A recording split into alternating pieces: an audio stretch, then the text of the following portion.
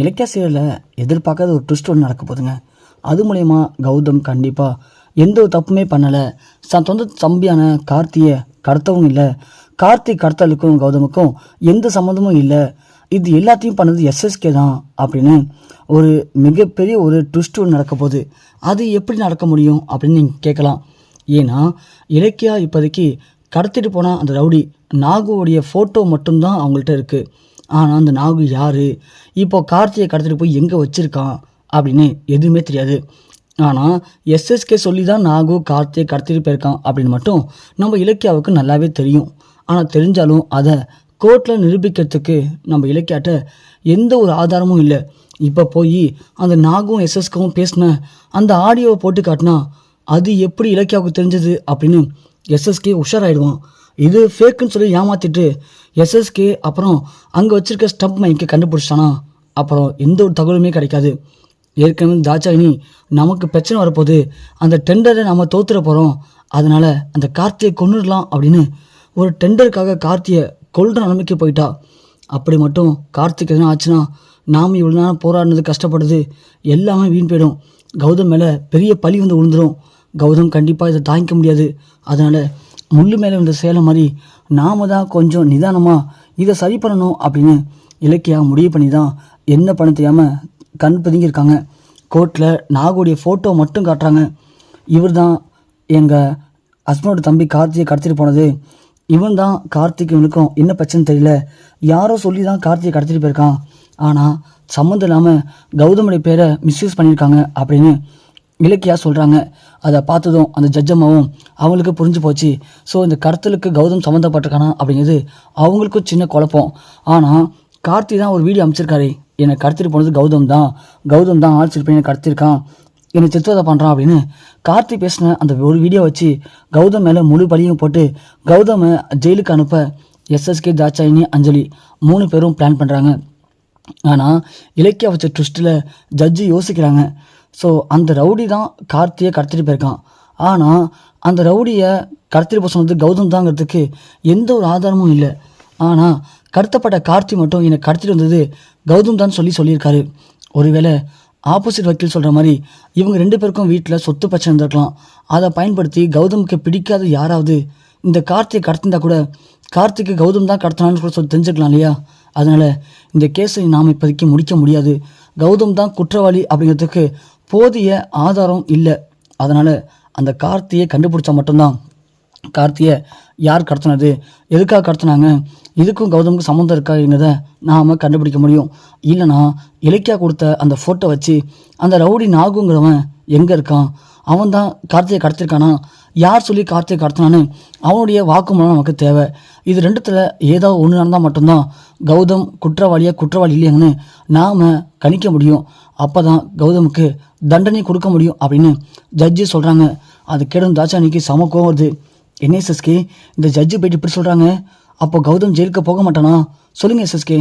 தாட்சாயினி, நீ கொஞ்சம் அமைதியாரு, எது வேலை நடக்கட்டும், கண்டிப்பாக கௌதம் வெளியே வரத்துக்கு வாய்ப்பே இல்லை. ஏன்னா கார்த்தி நம்ம கண்ட்ரோலில் தான் இருக்கான். கார்த்தி நம்மள்ட்ட இருக்க வரைக்கும் கௌதம் தான் குற்றவாளி, அப்படி தான் நம்ம கேஸ் போட்டிருக்கோம், புரியுதா? அதனால் முடிஞ்ச வரைக்கும் கௌதமை ஜெயிலுக்கு அனுப்ப ட்ரை பண்ணலாம். இல்லைனா இந்த ஹீரிங் இல்லைனா அடுத்த ஹீரிங். ஆனால் கௌதம் ஜெயிலுக்கு போகிறது கன்ஃபார்ம் தான். கௌதம் நிரந்தரமாக ஜெயிலி தான் இருக்க போகிறான். நீ எதுக்கும் கவலைப்படாத தாட்சாயினி. இங்கே பாருங்கள் எஸ்எஸ்கே, எவ்வளோ செலவானாலும் பரவாயில்ல, அந்த டெண்டரில் நம்ம தோற்று அந்த இலக்கியாட்டை எப்படி அசிங்கப்பட்டுனோமோ அதே மாதிரி அந்த கௌதம் ஜெயிலுக்கு போய் இலக்கியா அசிங்கப்பட்டு கௌதமை காப்பாற்ற முடியாமல் தோற்று போயிட்டோமே அப்படின்னு கண் கலங்கி முன்னாடி நிற்கணும். அதை பார்த்து நான் சந்தோஷப்படணும், புரியுதா? தாட்சாயினி, எனக்கு தெளிவாக புரியுது. அதனால் நீ எதுக்கும் பயப்படானா. ஏன்னா அஞ்சலி இங்கே தான் இருக்கா.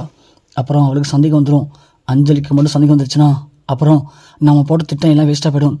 அஞ்சலிக்கு சந்தேகம் வராமல் அஞ்சலி நாம் கூட இருக்க வைக்கும் தான் நமக்கு பலமே, புரியுதா? சரி எஸ்எஸ்கே அப்படின்னு தாட்சாயினி அமைதியாக இருக்காங்க. இங்கே பேசிகிட்டு இருக்கும்போது இலக்கியாவுக்கு என்ன பண்ணுறது ஒன்றுமே புரியல. ஸோ கௌதம் மனசுடைஞ்சு போயிட்டாரு.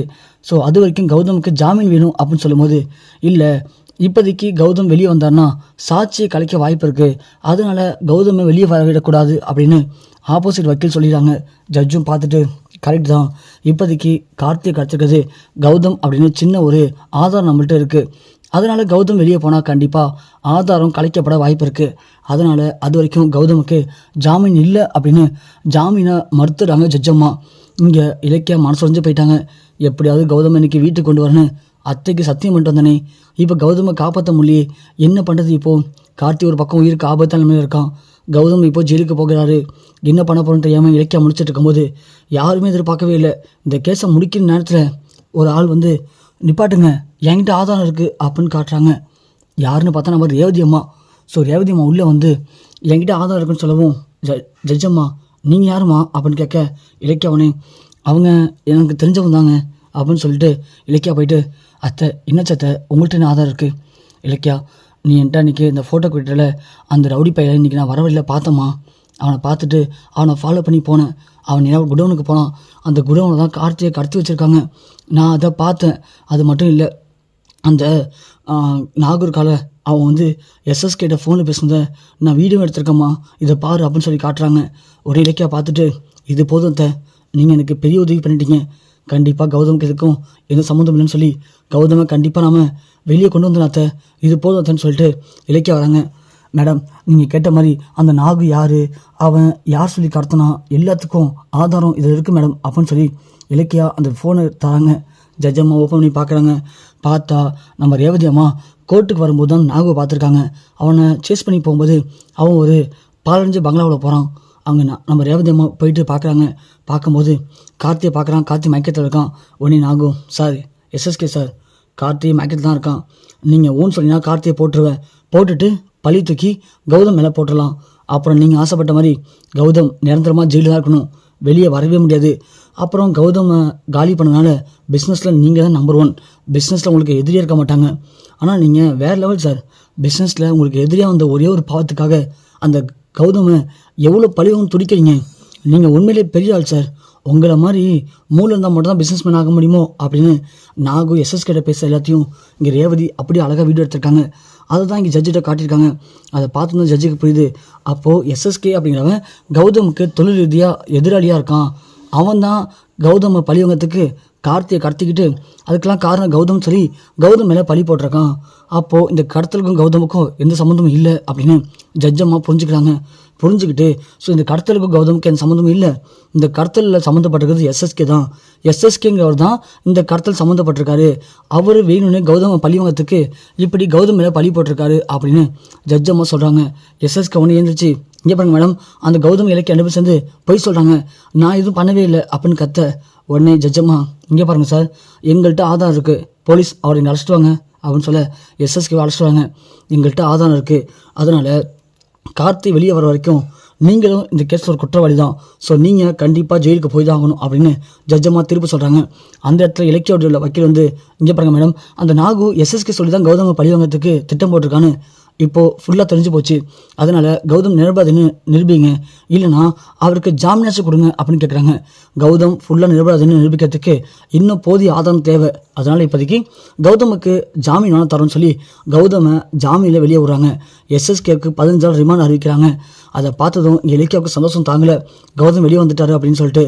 ஆனால் தாட்சாணி வந்து இலக்கியா என் புருஷன் ஜெயிலுக்கு அமிச்சல, இங்கே பாரு உன்னை சும்மா விட மாட்டேன், உன்னை என்ன பண்ணுற மட்டும் பாருடி அப்படின்னு சொல்ல நம்ம இலக்கியாவனே இங்கே போய் தாட்சாணி அடுத்த ஹீரிங் வரத்துக்குள்ளே கார்த்தியை காப்பாற்றி இதுக்கெல்லாம் காரணம் நீங்கள் தானே, முழுமையாக எல்லா ஆதாரத்தையும் நிரூபித்து உங்கள் 2 பேரும் ஜெயிலுக்கு அனுப்பாமல் நான் விட மாட்டேன், வாங்க கௌதம் போகலாம் அப்படின்னு இலக்கியா தாட்சாணி முன்னாடி சபதம் விட்டுட்டு அங்கேருந்து கிளம்பி இலக்கியா கௌதம் அடிச்சுட்டு வீட்டுக்கும் போகிறாங்க.